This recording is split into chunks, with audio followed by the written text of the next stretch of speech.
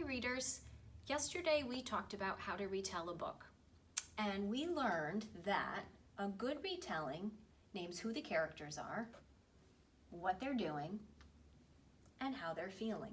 And remember, a good retell isn't just one part of the story. You have to name what happened in the beginning, the middle, and the end, and how the characters' feelings changed. For today's lesson, you're going to need your retelling hand and your whiteboard marker. So pause the video right now and go grab those two things. Okay. For today's lesson, I'm going to be a second grade student, and I'm going to retell the story Arthur's Eyes. You're going to be a teacher, and your job is to listen to my retelling and to score me, to check off the things that I remember to do.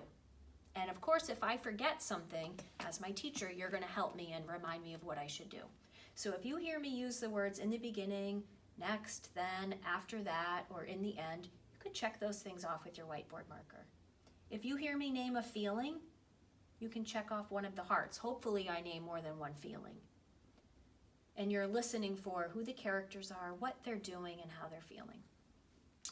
So in the beginning of Arthur's Eyes, Arthur's feeling pretty bad about himself and pretty sad because at school he can't see the board, and in PE he can't make any baskets when he's playing basketball, so nobody wants to be on his team. Next, his mom and his dad bring him to the eye doctor, and he finds out that he needs glasses. So he gets to pick out his own frames, and his parents think he looks really smart and handsome. Then Arthur goes to school the next day wearing his new glasses, but his friends start making fun of him. They call him names like sissy, and they draw mean pictures about him. After that, oh, Mrs. Mayhew's stopping me. Am I forgetting something? Did you notice that I missed something? Well, I named those transition words. I told what the characters were doing.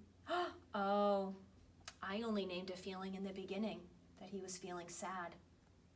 So I need to go back and I'm going to retell that again, but this time I'm going to remember to name how the character's feelings change, because he wasn't sad the whole time. So this part right here, when he went to the eye doctor and his parents thought he looked smart and handsome, he was feeling happy and excited that he'd be able to go to school the next day and he'd be able to see the board and he'd be able to make baskets. But then when he got to school wearing his glasses and his friends started making fun of him, he felt really embarrassed and he didn't want his glasses anymore. I'm going to keep retelling now, keep listening, but this time I need to remember to name feelings as they change. So then Arthur decided that he was going to lose his glasses so that nobody could make fun of him. So he put his glasses in the laundry. Oh, but Mom found them. She was pretty angry. She told him he needed to be more responsible. And then he went to school and he lied to his teacher, and he told his teacher that he forgot his glasses at home. Not a good plan, because when he went to go use the boys' room, he ended up in the girls' room, and it scared Francine, and everyone was screaming, and they all went into the hallway because they didn't know what was going on and they were worried. And Arthur was super embarrassed. Do I remember to name feelings?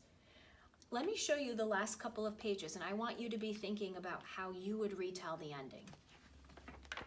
So think about who the characters are here. Think about what they were doing. Think about how they were feeling.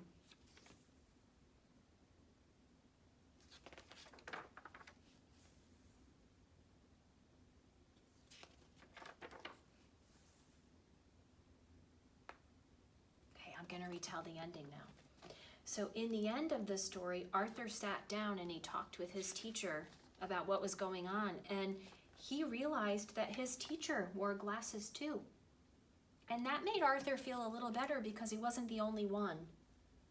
So then Arthur decided that he would wear his glasses from now on, and he felt so proud of himself because he was able to see the board, he got all the problems right, he was able to make the baskets in PE class, and in the end, Francine, the one that was making fun of him, she ended up copying him and wearing glasses too.